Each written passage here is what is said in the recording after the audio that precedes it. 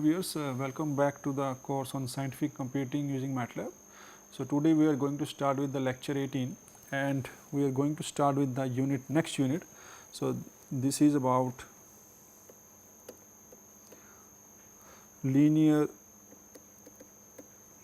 equations and eigenvalue problems. So, in this case we are going to deal with the first with the linear equation.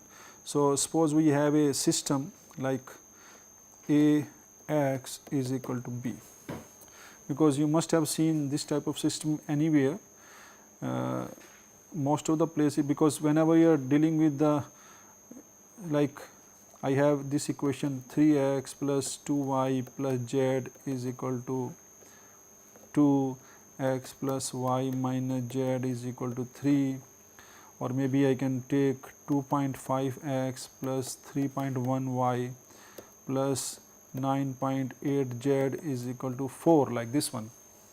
So, I do not know that whether the solution exists or not, but suppose I take the like this one. So, this type of equation you can solve, because I can write this system in the form of Ax is equal to B. So, in this case my A is 3 by 3 matrix and x will be the, so I can write this system as 3, 2, 1, 1, 1, minus 1, 2.5, 3.1, 9.8. So, this is my equation corresponding matrix, and from here I can write my x, y, z. So, this is the values we are going to find, and the right hand side I have a vector. So, that is 2, 3 and 4.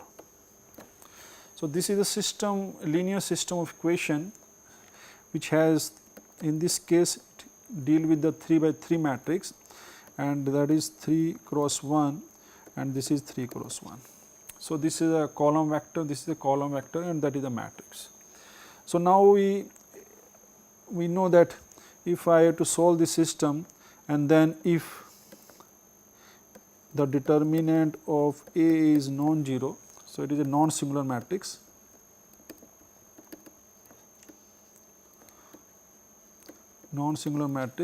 then we can solve this system. So, this system I can solve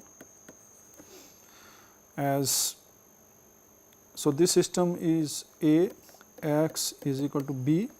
So, now if the A is non-singular matrix, I can pre-multiply this with the A inverse, and I know that A inverse A is equal to I, that the identity matrix. So, from here I can write my x is equal to A inverse B. So, this one we can do, we can find the inverse, and the inverse we can find with the help of adjoint. So, we also know that how to find the A inverse. So, A inverse basically I will find the adjoint of A divided by the determinant. So, this is the way we generally solve the 3 by 3 system, and what we have done in the school level. Now, the things have changed, because now what will happen, we may have a system A that is n cross n. So, it is a, suppose it can be a very large system, and this is my vector n cross 1 and this is equal to B n cross 1. So, that is my system, and n can be very large. So, in this case now it is very difficult to find the inverse of the matrix, or even if it is very difficult to find whether the matrix is a singular or non-singular. Suppose somehow we find that it is a non-singular, then it is also very difficult to find the inverse for a very large system, even with the help of the computer. So, in this case we are unable to solve the system, then we have to use different methods to find out the solution of the system. Now, suppose I take a matrix A as D, the diagonal matrix. So, my matrix A is a diagonal matrix. So, let us write that this system. So, in this case my the matrix will be A11 and x1, this is equal to B1. Next will be A22 x2, that is equal to B2, and the same way it will be ANN xn, and that is equal to Bn. Because my matrix A is here is a diagonal matrix, that is A11, A22, A11, A22, A33 and ANN, and all other values are 0. So, my matrix is a diagonal matrix, and based on the diagonal I will get this system of equation. So, from here you can see that I can solve this equation exactly. My x1 will be B1 by A11, provided my A11 is not equal to 0. So, the same way I can find all the value of xi with Bi is equal to Aii, where I am considering my Aii is not equal to 0. So, that is the solution we are able to find. Now, in this case it does not matter, because my matrix is a diagonal matrix. So, it can be a very large system, but for the very large system, if the matrix is a diagonal matrix, we can find the exact solution with a very small time with the help of this one. So, this expression gives you the exact value of the solution. So, we are able to do this one. So, I can write this as a case 1, because my matrix is a diagonal matrix, a very simple matrix.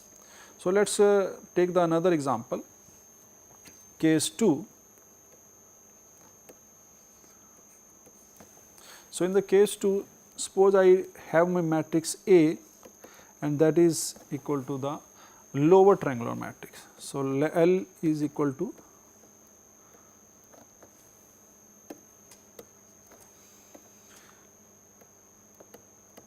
lower triangular matrix. So, lower triangular matrix means I have A11, A21, A22, A31, A32, A33, and if I extend this one, so it will be last AN1, AN2 up to ANN, and all other terms will be 0. So, this matrix is basically, if you see, then this is the values of the elements in the matrix, and all the elements above the main diagonal are 0. So, this is a lower triangular matrix. Similarly, we can define the upper triangular.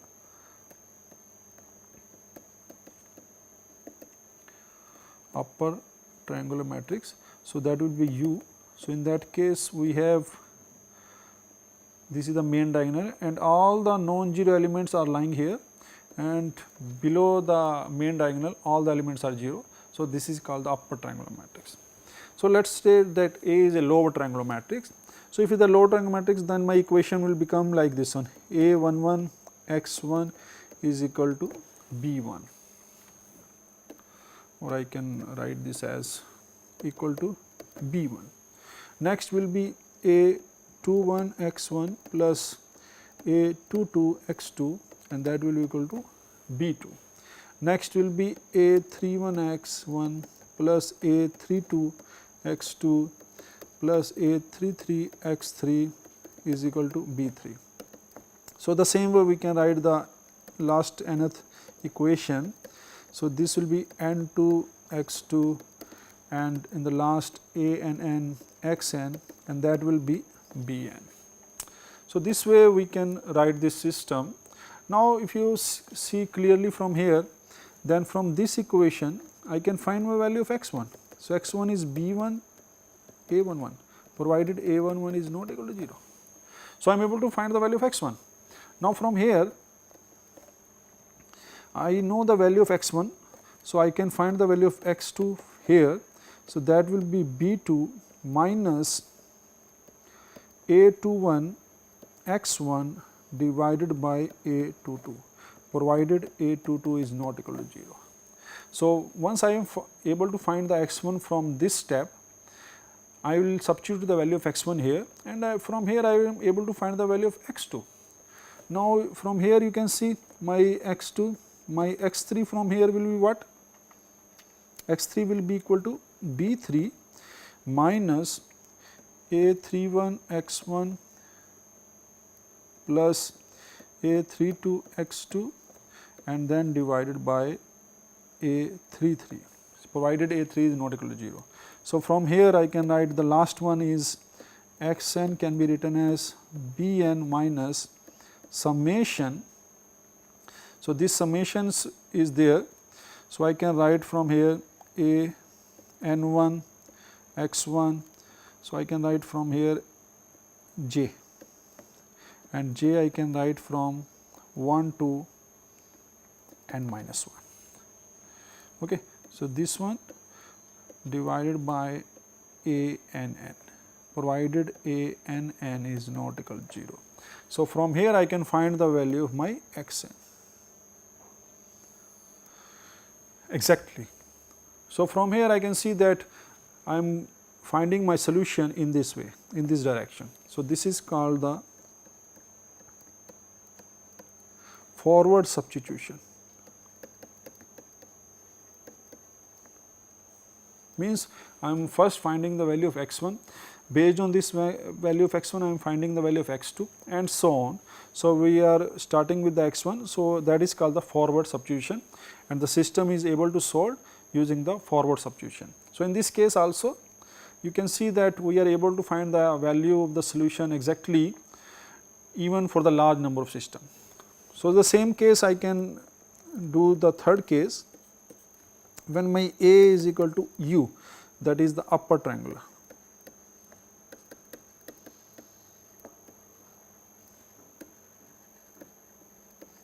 So, in the upper triangular matrix what I will get? I will get my system of equation as a11 x1 plus a12 x2, and in the last a1 xn is equal to b1. Next equation will be a22 x2 up to a2n xn is equal to b2, and the next will be a33 x3 a3n xn is equal to b3, and if we go the same way, the last one will be ann xn is equal to bn. So, in this case also I am able to find the root the solution of this system starting with the last equation. So, that is a xn. So, this will be bn by ann.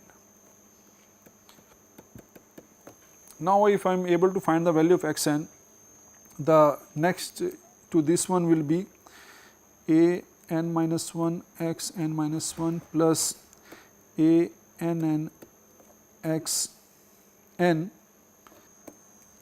So, before that my equation will be x n minus 1 a n minus 1 n minus 1 plus a n minus 1 n x n is equal to b n minus 1. So, what I will do? I will substitute the value of x n here, and from here I can find the value of x n minus 1. So, x n minus 1 will be b n minus 1 minus and then divided by a n minus 1 n minus 1, provided a n minus 1 n minus 1 is not equal to 0. So, in this way we are able to find all the values of the variables x1, x2, x3, and the direction of the variable will be from down to upward. So, this process is called back substitution.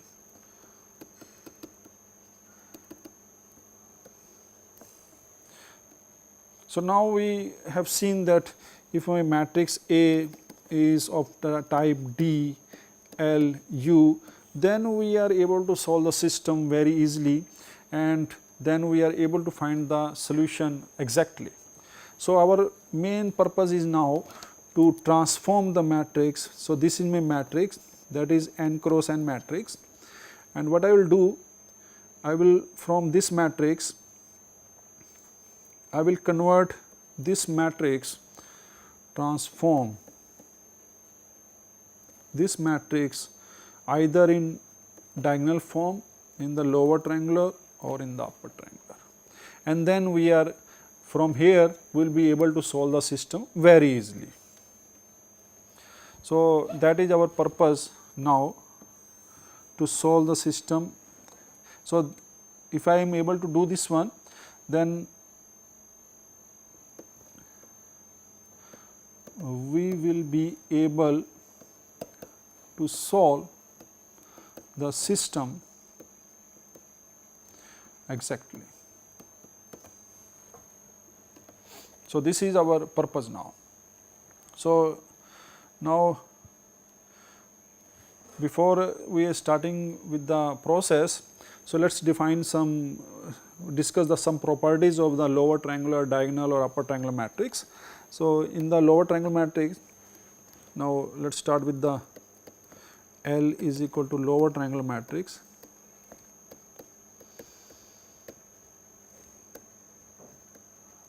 So, let my L is L11 0 0 0, L21 L22, this is Ln1 Ln2 and so on Lnn. So, this is all 0. So, this is my lower triangular matrix. So, in the lower triangular matrix, the determinant of lower triangular matrix is just the product of the diagonal elements. Okay. Now, product of the diagonal elements, also eigenvalues of L again will be diagonal elements. Inverse L inverse will be again. So, inverse of a lower triangular matrix is also a lower triangular matrix.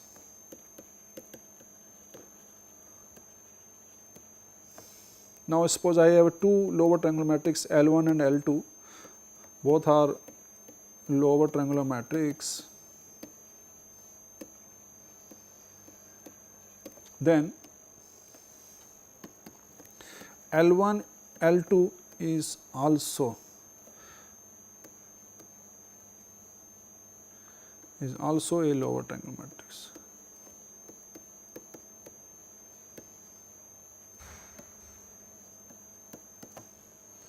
So, the product of the two lower triangular matrix is also a triangular matrix, inverse of a lower triangular matrix is also a lower triangular matrix. The determinant is a product of the diagonal elements and the eigenvalue is also the diagonal elements. So, that is the some properties of the lower triangular matrix. Similarly,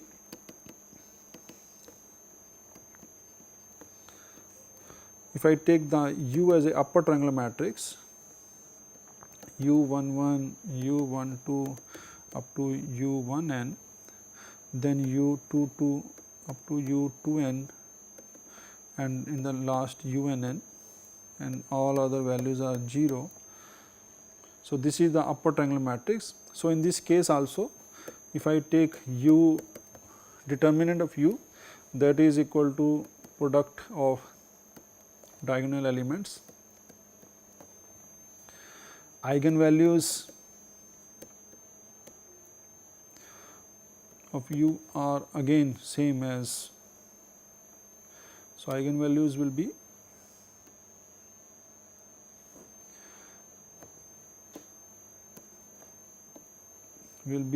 U11, U22 u n n. So, this will be the eigenvalues. Also same way u inverse is also an upper triangular matrix.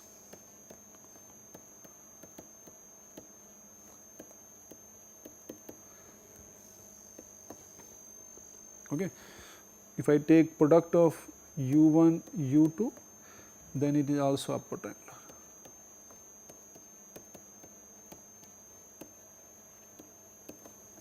So, from here you can see that it is very easy to work with lower triangular or the upper triangular matrix. Even if you take the, because we have also discussed the D, the case third case the diagonal matrix.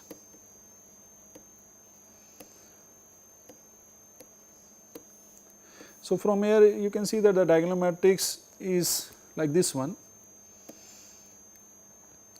A11, A22, ANN, and all the terms are 0. So, it can be treated as a lower triangular matrix or the upper triangular matrix. So, from here we can see that the determinant of D is again A11, A22, ANN, eigenvalues are same as A11, A22, ANN. So, the same way, and the inverse of the diagonal elements, inverse of diagonal matrix will be 1 over A11,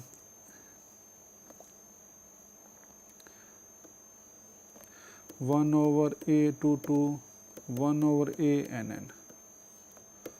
So, that will be the inverse of the diagonal matrix. So, that is again the diagonal matrix, and D1, D2 is again the diagonal matrix.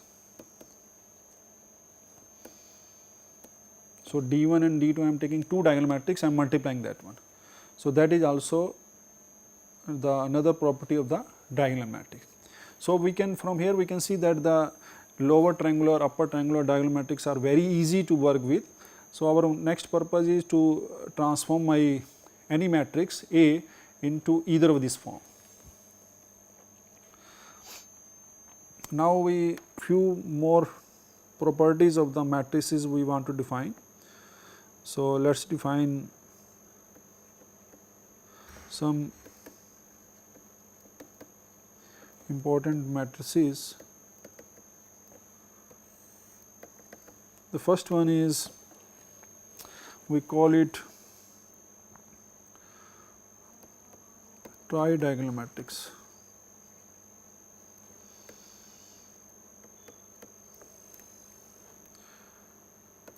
So, tridiagonal matrix is a matrix in which we have non-zero element at the main diagonal, super diagonal and the subdiagonal, and all other values are 0. So, this is called the tridiagonal matrix. So, tridiagonal matrix we can define as A I j are 0, j is less than I minus 1 and j is greater than I plus 1. So, all the values I j 0 when j is less than I minus 1. So, below this, and j is this one is more than I plus 1. So, this is the tridiagonal matrix. Similarly, I can define pentadiagonal. So, in the pentadiagonal matrix the same way, we have main diagonal, subdiagonals, super diagonals, and all other values are 0. So, in this case this will be the pentadiagonal matrix. The second one is, so this matrix is also called the band matrix, because we have 3 bands here, we have 5 bands here. Okay, so, that is the banded matrix. Now, we define the sparse matrix.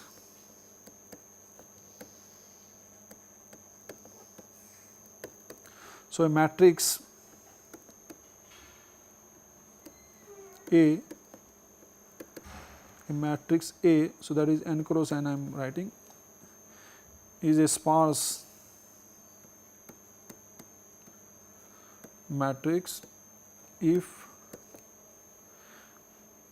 if its almost all elements are 0. So, which contains only very small number of elements which are non-zero, otherwise all the elements are 0. So, that is called the sparse matrix. So, basically this is a band matrix. So, you can also call it as a sparse matrix. It is a, suppose I have a 10 by 10 matrix and this is tridiagonal.